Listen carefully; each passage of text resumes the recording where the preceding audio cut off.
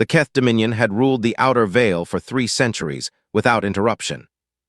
Their sentinel network, 10,000 observation buoys scattered across the edge of explored space like seeds cast by a careless god, had never once missed a ship. Every freighter, every scout vessel, every refugee barge that crossed the Veil was logged, categorized, and assigned a threat level before its crew had time to scratch their heads. Varathsal had worked Sentinel Station 9 for 6 years. He had seen everything, or so he believed. At 3:12 station time, buoy cluster 7 Gamma threw an alert. Varathsal pulled it up with the lazy confidence of someone who had answered 10,000 false alarms. His 4 eyes skimmed the data. A contact. Outer Veil grid reference 77 Theta. He tagged it as debris, probably the remnant of some dead freighter caught in the gravitational drift, and leaned back in his chair. Then it moved. Not drifted, not tumbled. Moved, with purpose, with vector, with the cold, deliberate intention of something that knew exactly where it was going. Varathsal sat forward so fast, he knocked his cooling drink across the console. He pulled the visual feed. The buoy's cameras weren't designed for resolution at this range, but what he saw made the breath stop in his chest. A ship.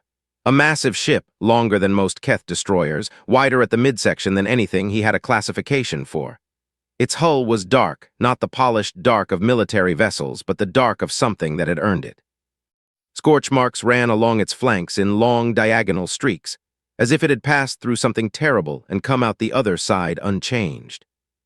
He ran the identification sweep.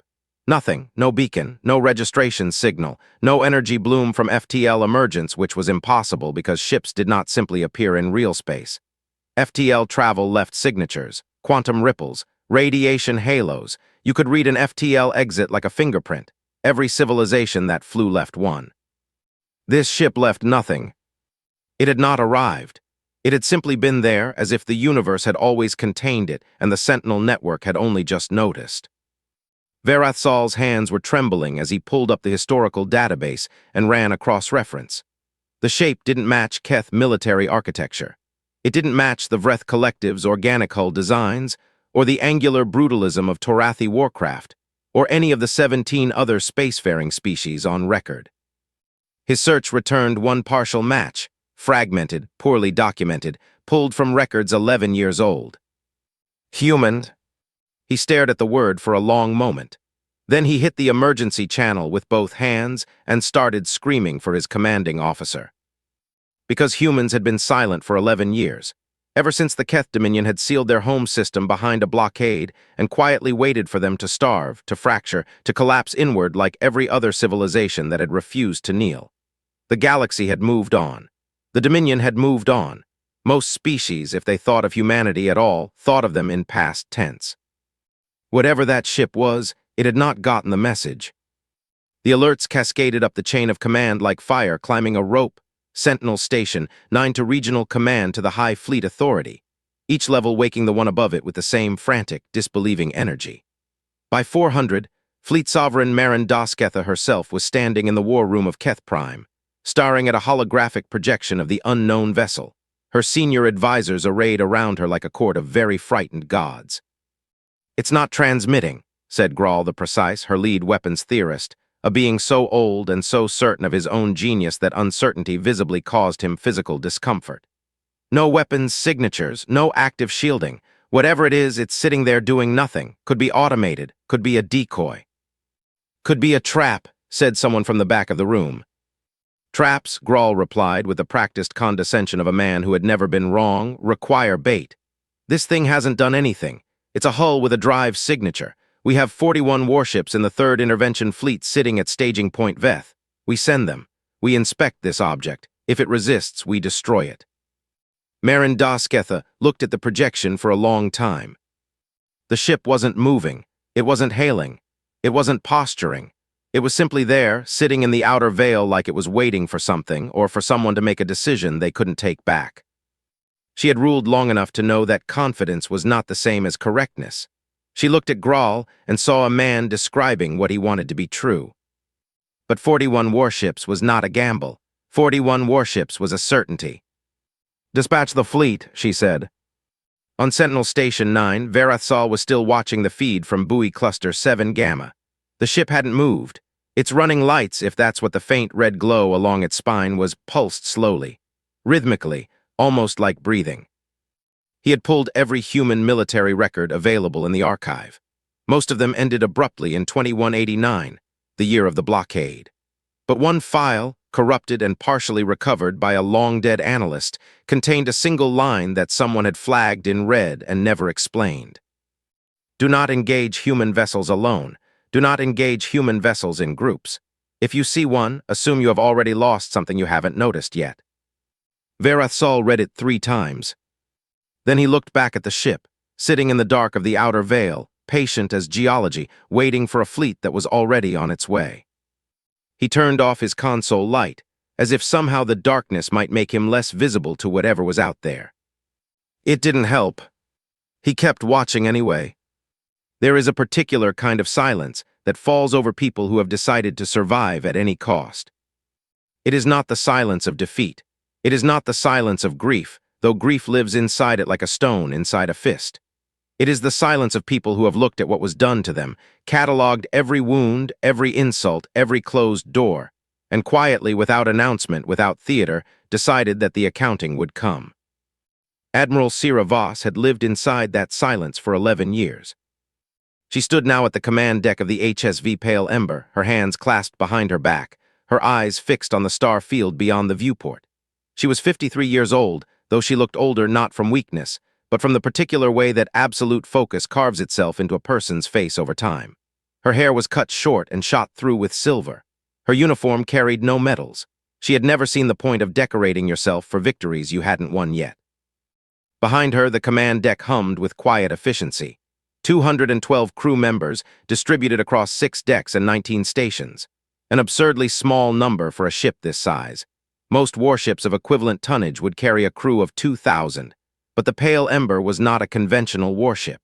It had been built around the principle that every system which required a human hand was a system that could fail. So they had automated everything that could be automated, and the people who remained were not crew in the traditional sense. They were operators, custodians of something that largely ran itself. Chief Engineer Ramon Domings appeared at Voss's elbow, a tablet in one hand and a look on his face that she had come to recognize, the specific expression of a man who loved what he had built so completely that showing it to others felt almost too intimate. Sentinel buoys clocked us at 3:12, he said. They'll have a report up the chain within the hour. Fleet response time from staging point Veth, accounting for their standard mobilization protocol, is approximately 9 to 11 hours. So we wait, Voss said. We wait, Domings agreed. She turned to look at him. How's the array? Warm and ready. Veil system is holding at 94%. Resonance killers are loaded across all 42 tubes. Temporal denial mines are staged in the forward bay, ready for dispersal on your mark. He paused. And the apology is armed. Voss nodded slowly. Let's hope we don't need the apology. She walked to the center of the deck and looked at her crew, young faces, older faces, faces she had watched age over the years of building and planning and grinding through the long, purposeful dark. She thought about what to say to them. She had never been a speechmaker. She had always believed that the best thing a commander could give her people was honesty. You all know why we're here, she said, and the deck went quiet. 11 years ago, the Keth Dominion decided that humanity was a problem that would solve itself if they just waited long enough. They sealed our system, killed our trade routes, watched our news feeds waiting for the collapse to start. She paused. They're still waiting. A few quiet sounds from the crew, not laughter, something deeper than that. What they didn't account for, Voss continued, is that when you take everything away from people and leave them alone in the dark, some of them build things. She looked around the deck. We are what humanity built in the dark. She let that sit for a moment. We are not here to start a war. We are here to end the idea permanently that a war against us was ever something that could be won. One demonstration, clean, documented, broadcast, and then it's over because no sane power in this galaxy will test us twice. She looked at each of them. We bring everyone home. That is the only other objective on this mission. Everyone home. She turned back to the viewport. It had taken 11 years. It had taken the complete redirection of every human scientific and industrial resource toward a single classified directive, Project Pale Ember. One ship, not a fleet. They didn't have the resources for a fleet and wouldn't have needed one even if they had. A fleet was the answer to the question, how do we fight? The pale ember was the answer to a different question entirely. What does it mean to win before the enemy understands they've lost? Domings had spent 4 years on the resonance killers alone, munitions that identified the specific harmonic frequency of Keth hull alloys and induced structural dissolution from the inside, silent as a held breath. No explosion, no flash, just metal that quietly forgot how to hold itself together. The Veil array had taken 3 years and the work of 63 physicists who argued constantly and agreed on almost nothing except the final result, a network of microdrones, deployable within seconds, that bent light and sensor signals around the pale ember as if it weren't there. Not invisibility in the crude science fiction sense, more like irrelevance. The universe simply stopped reporting the ship's presence to anyone asking. The temporal denial mines were elegant in their brutality, small enough to fit in a hand, devastating enough to collapse local FTL pathways and lock an entire fleet in real space, unable to jump, unable to run. And the apology. Domings had named it that himself, quietly, never in any official document. It was the weapon they built for the scenario where everything else failed, where somehow, impossibly, the pale ember was cornered and the crew was going to die. It was named the apology because using it would mean humanity was sorry they'd held back. Voss hoped she never had to hear it fire. She looked at the stars. Somewhere out there a fleet was being assembled, 41 warships, enough force to erase a civilization. They were coming for one ship. She almost felt sorry for them. Almost. Fleet Commander Orathvel had never lost a battle. This was not, in his estimation, a matter of luck. It was a matter of mathematics. You assembled superior force, you applied it with precision, and you did not hesitate. Hesitation was the only variable that ever made the outcome uncertain, and Orathvel had excised hesitation from his personality the way a surgeon removes a tumor completely, without sentiment, and with the firm belief that the patient was better for it. He stood on the bridge of the KDS Sovereign Wrath, flagship of the 3rd Intervention Fleet, and watched his 40 warships fall into formation around him with the satisfaction of a craftsman admiring finished work. 3-axis envelope configuration, textbook, a formation so mathematically complete that it allowed for literally 0 escape vectors. Whatever sat inside it would stay inside it until he decided otherwise. Contact confirmed, said his tactical officer. Unknown vessel grid 77 Theta, still stationary, still not transmitting. Still not running, Orathvel noted with something close to amusement. Interesting. Commander, I've been reviewing the human archives. The voice came from the far end of the bridge. Junior tactician Ensign Ruval. She was young, barely 2 years out of the academy, assigned to the fleet more as education than necessity. She had the look of someone who had found something she wasn't sure how to say. There's a line in a corrupted file from the pre-blockade period, a warning about human vessel engagement. I think we should.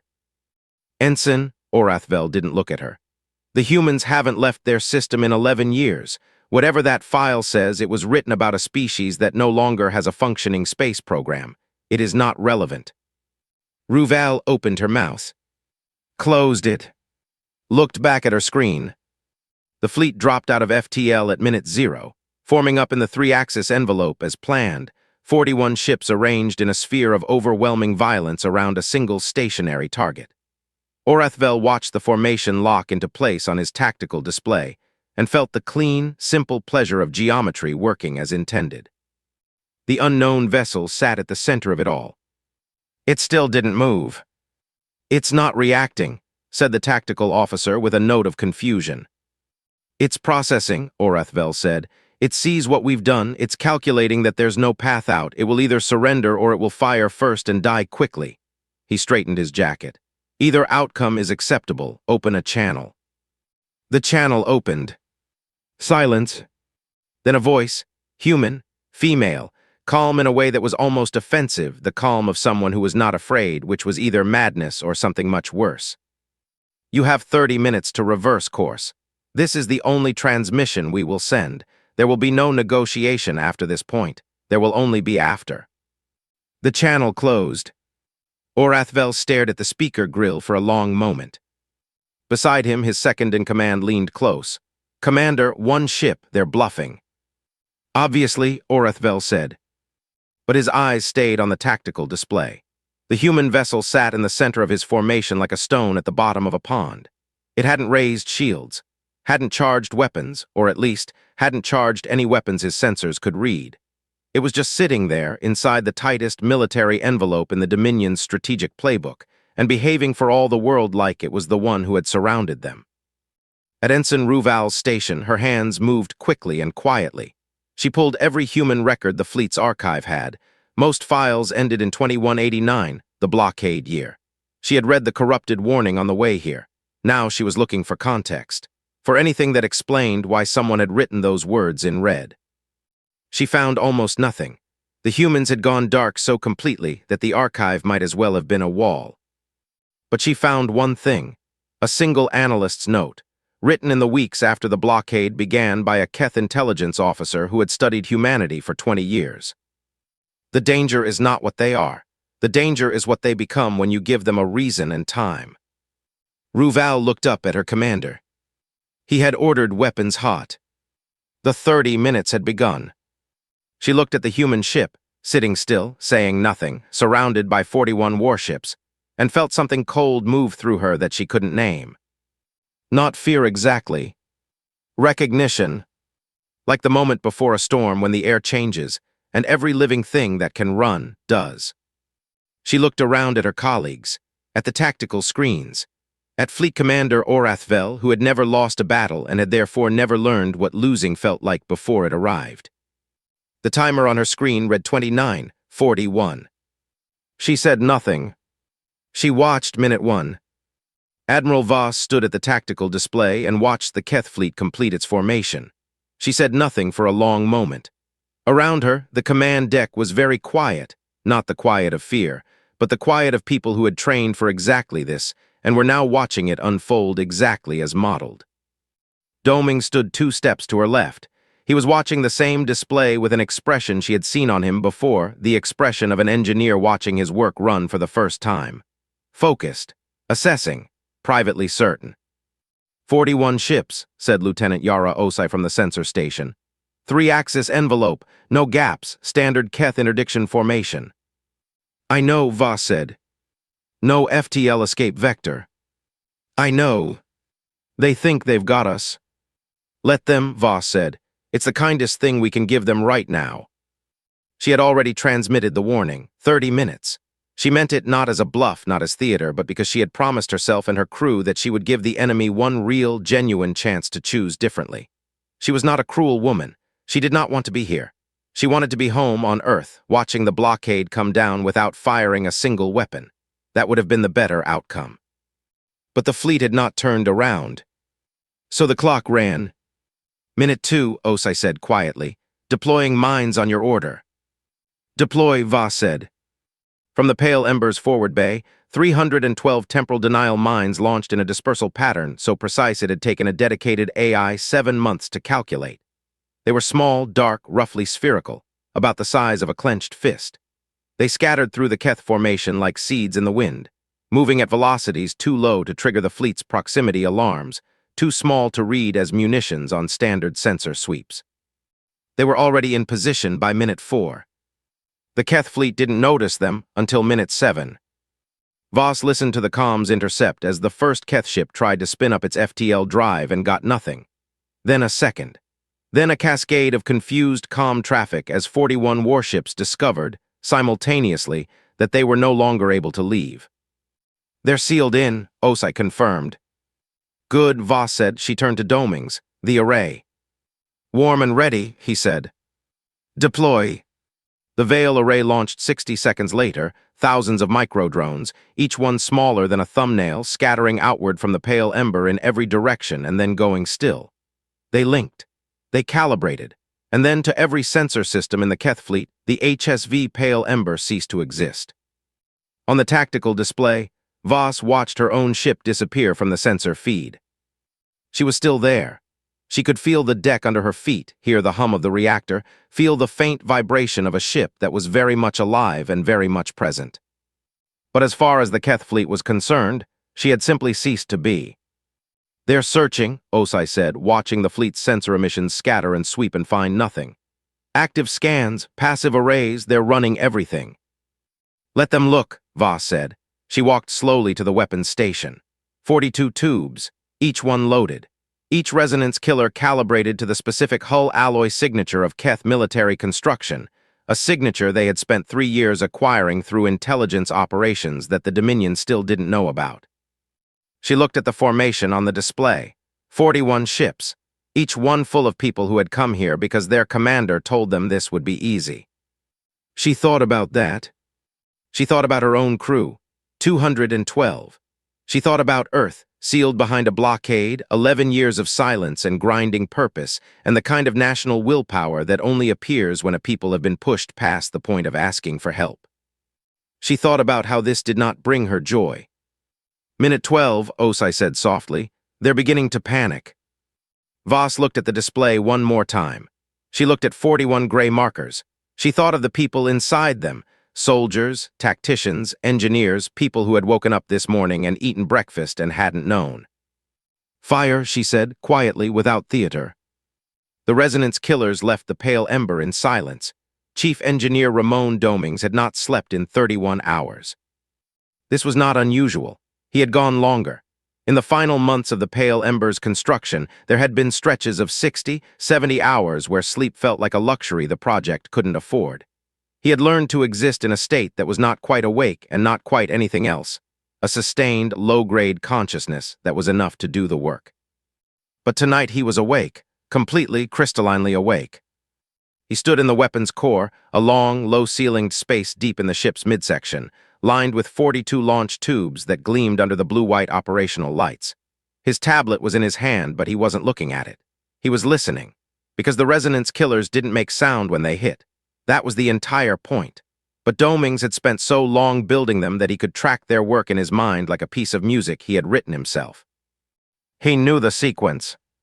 Each resonance killer traveled in near silence, a slim cylinder of layered alloy and precision-tuned vibration generators. On contact with a Keth hull, it did not explode. It did not burn. It attached magnetically in a fraction of a second and began to emit a tone, not audible, far below the range of hearing.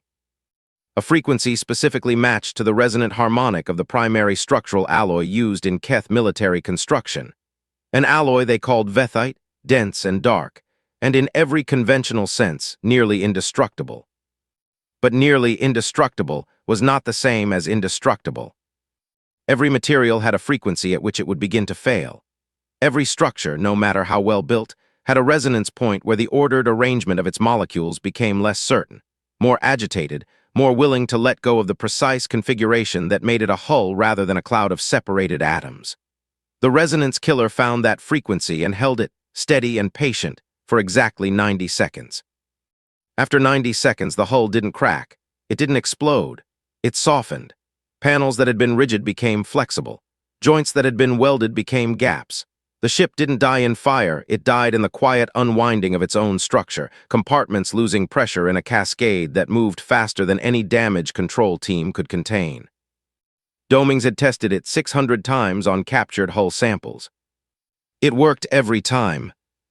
He thought about that now, standing in the blue-white light of the weapon's core, listening to the absence of sound that meant things were happening at the edge of human sensor range.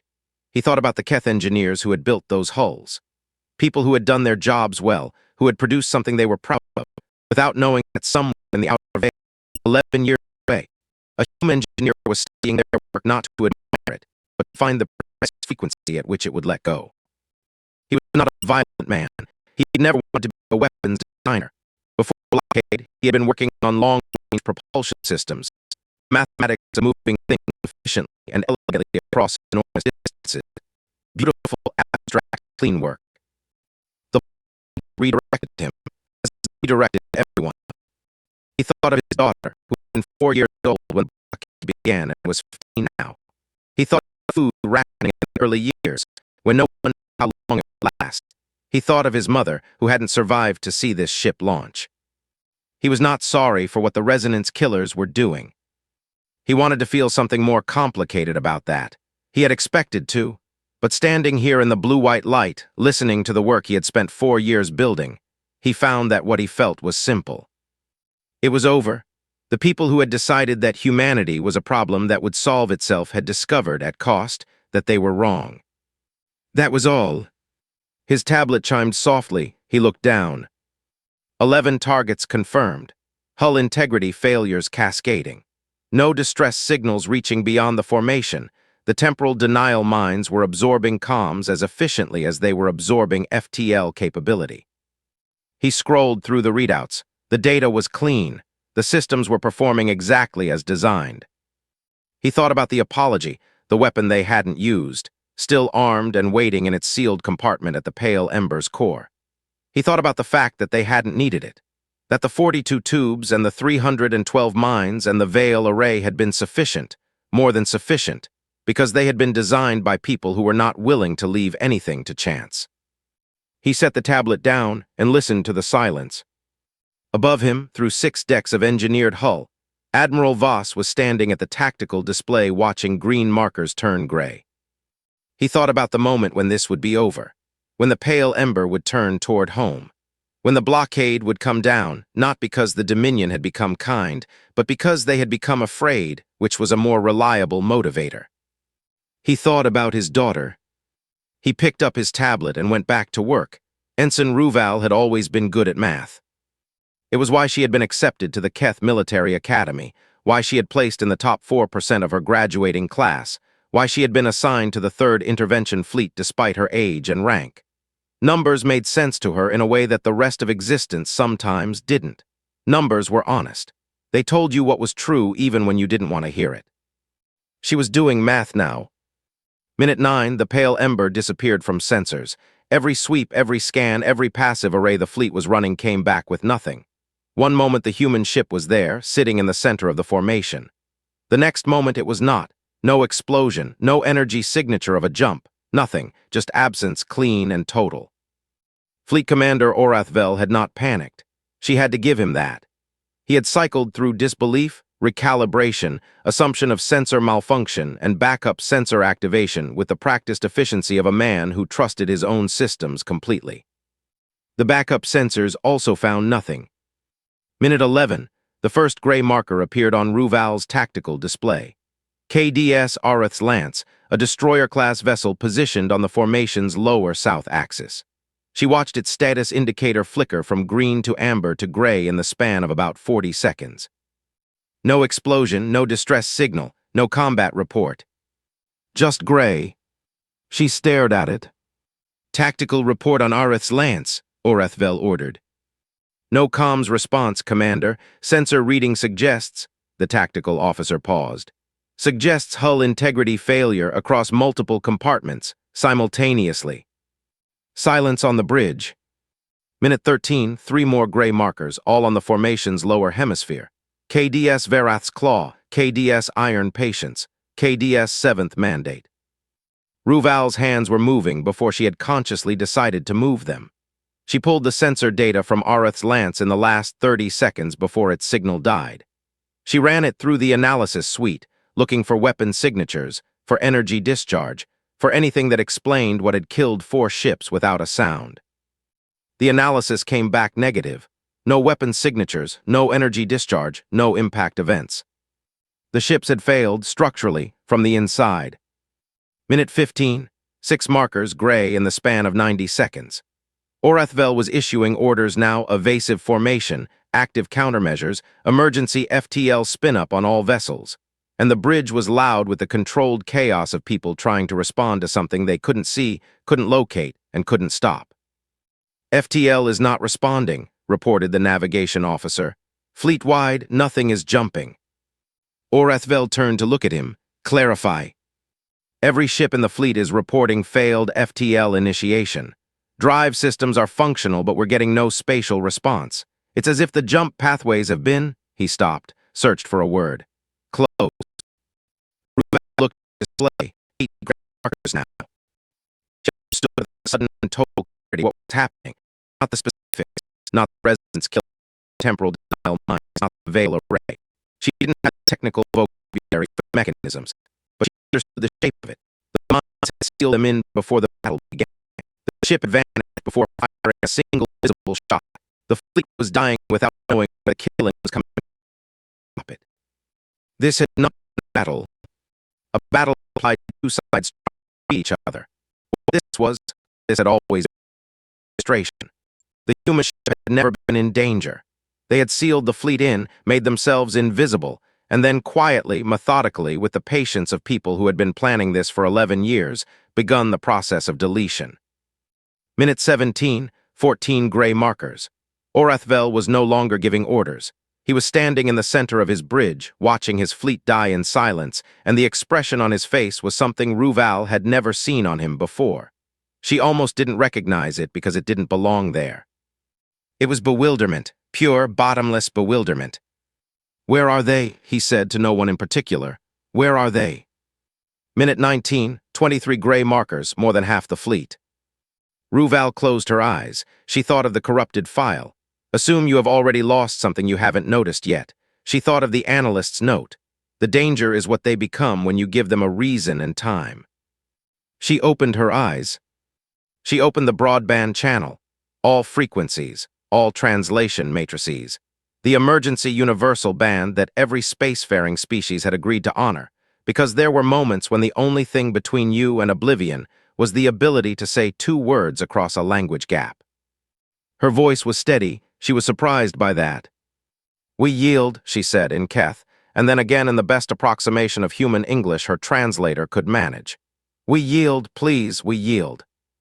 The gray markers stopped appearing. 10 ships remained green. The killing simply stopped. The silence on the bridge was absolute. Orathvel turned slowly to look at her. His face was still wearing the bewilderment.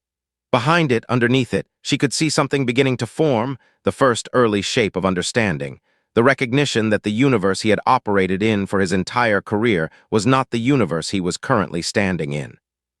Ruval looked at her tactical display.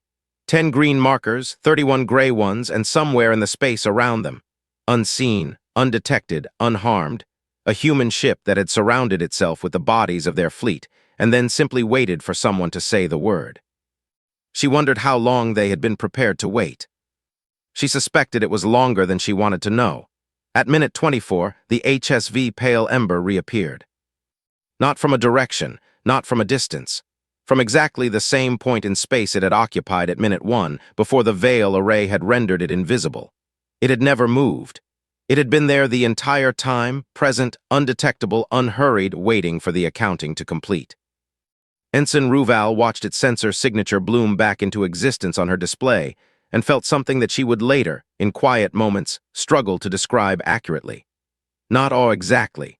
Something closer to the feeling of standing at the edge of a cliff and understanding, properly, how high up you were, not abstractly, but in your body, in your bones. The human ship looked exactly as it had at minute 0, unscarred, undamaged, every reading nominal. It had not fired a single weapon that their sensors had detected. It had not moved. It had not communicated. It had simply allowed 41 ships to come and had quietly arranged for 31 of them to stop existing, and then it had come back into view as if none of it had been particularly difficult. Fleet Commander Orathvel had not spoken in 5 minutes. Then the broadband channel opened, the same voice as before. The human admiral, calm with that same deep, offensive calm that was not calmness at all, but something that had been carved from 11 years of purposeful silence.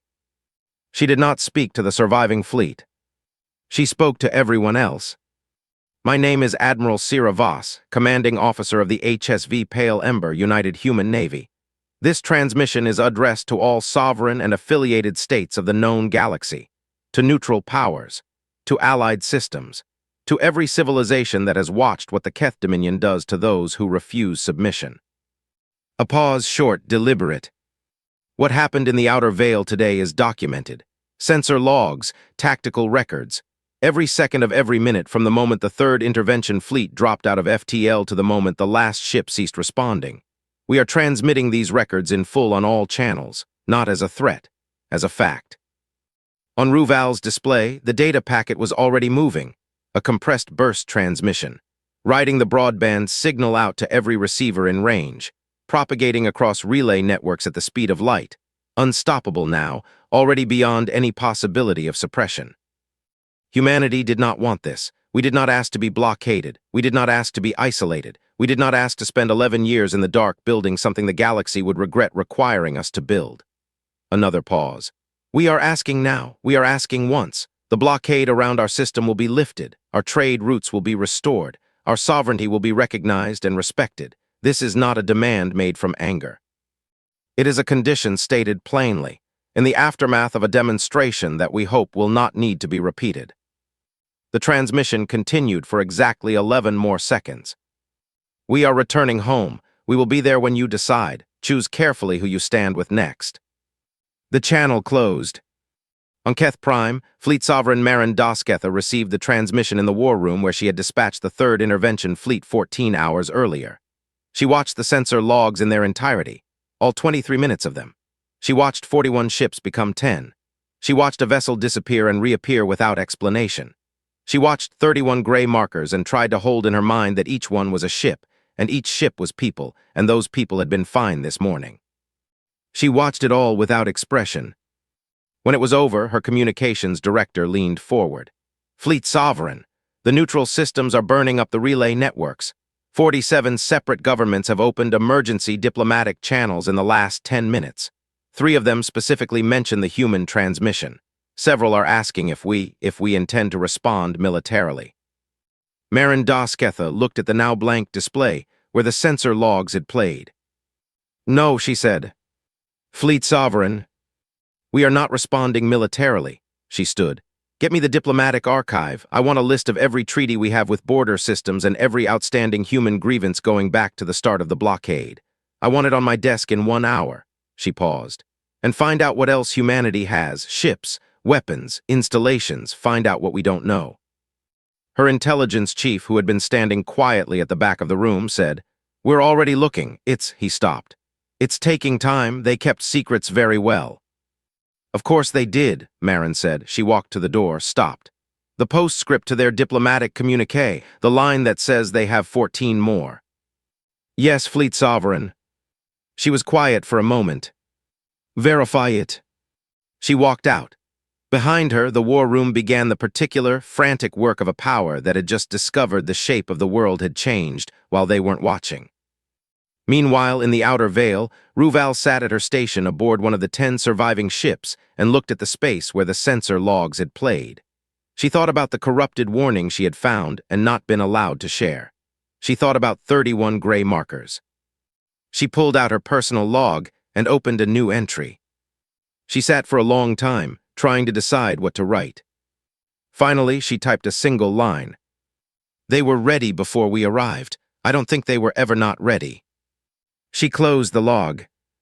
Outside the viewport, the pale embers running lights pulsed slowly, that faint red glow along its spine rhythmic, steady, as it turned, with infinite patience, and began the long journey home. The formal inquiry convened 32 days after the incident in the outer veil. Ensign Ruval stood in the chamber and answered every question they asked her. She answered them the way she had answered questions her entire career, directly, without embellishment, without the softening adjustments that people sometimes applied to difficult truths to make them more comfortable for the listener. She had decided, on the long flight back from the outer veil, that there was no version of what had happened that would benefit from softening. Describe the engagement, said the senior inquiry officer, a admiral so old his scales had gone pale at the edges.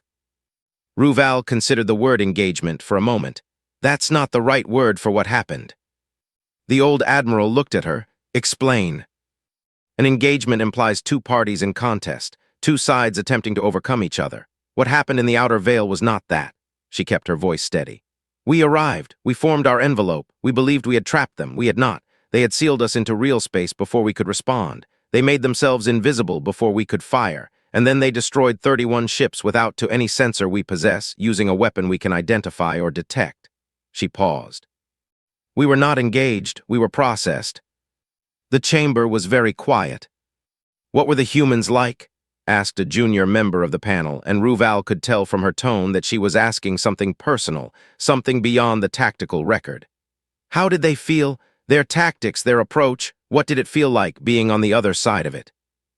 Ruval thought about it carefully, about the calm voice on the broadband channel, the 30 minutes they had been given, The fact that the killing had stopped the moment she yielded.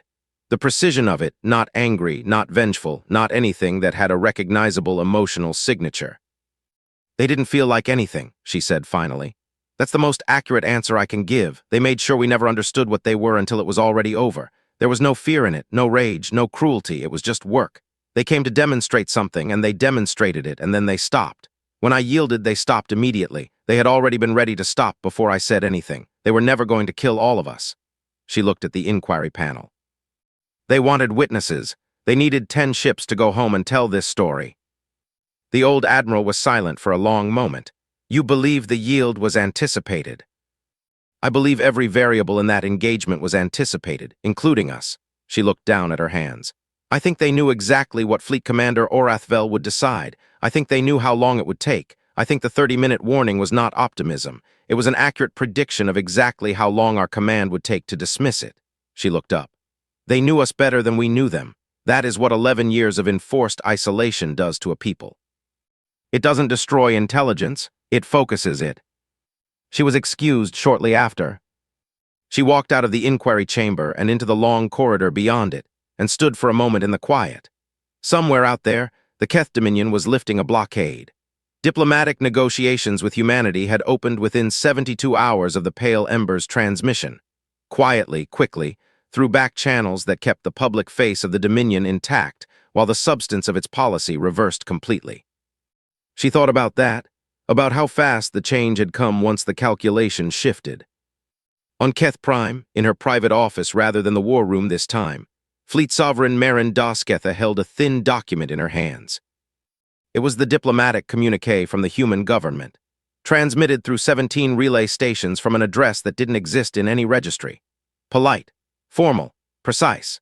It requested, in the careful, measured language of people who had stopped asking and were now simply statting, the lifting of the blockade, the restoration of human trade routes, the full recognition of human sovereignty, and the opening of bilateral negotiations on terms of normalized relations. It was signed, Office of Human Affairs, Pale Ember Division. The postscript was very short. We have 14 more. Her intelligence chief had spent 3 weeks trying to verify that number. He had not confirmed it. He had also not been able to disprove it. The humans had hidden the construction of the first ship so completely that the Dominion had possessed zero intelligence on Project Pale Ember until the ship was already in the outer veil. 14 more ships on that model, or worse, she had no way to know. That uncertainty was the point. She understood that now. You didn't need the ships to exist. You needed the possibility of them to exist. You needed the enemy to look at what one ship had done and ask themselves, what would 14 do? She signed the document. The blockade came down that evening. Aboard the HSV Pale Ember, 3 weeks into the journey home, Admiral Sira Voss stood at the viewport in the hour before her shift ended, watching stars she hadn't seen in 11 years draw slowly closer. Footsteps behind her, she didn't turn, she recognized them. Lieutenant Osai, off duty, coming to the viewport because this was where you came when the ship was quiet and you needed to think. Admiral Osai stood beside her. Do you think it worked? For real, not just the fleet, but all of it. Do you think we're actually safe now? Voss looked at the stars for a long time before she answered. No, she said. Osai was quiet. No. Safe is what you are before they know what you can do, before they take you seriously, before you've made them calculate. She watched the stars. What we are now is something different. What's that? Voss turned from the viewport. In the low light of the corridor, she looked tired in the way that people look tired when they have finished something enormous and are only now allowing themselves to feel the weight of it. Respected, she said. Osai nodded slowly. They stood at the viewport together for a while, watching the stars of human space come gradually closer, the light of home, traveling across years to reach them, patient as everything that had ever waited long enough to matter. Behind them, deep in the ship, the Pale Ember hummed its steady hum, a sound like purpose, like engines built by people who had refused to stop, like the particular and indestructible noise of a civilization that had been given 11 years of darkness and had spent every minute of it building toward the light. Ahead, the blockade was coming down.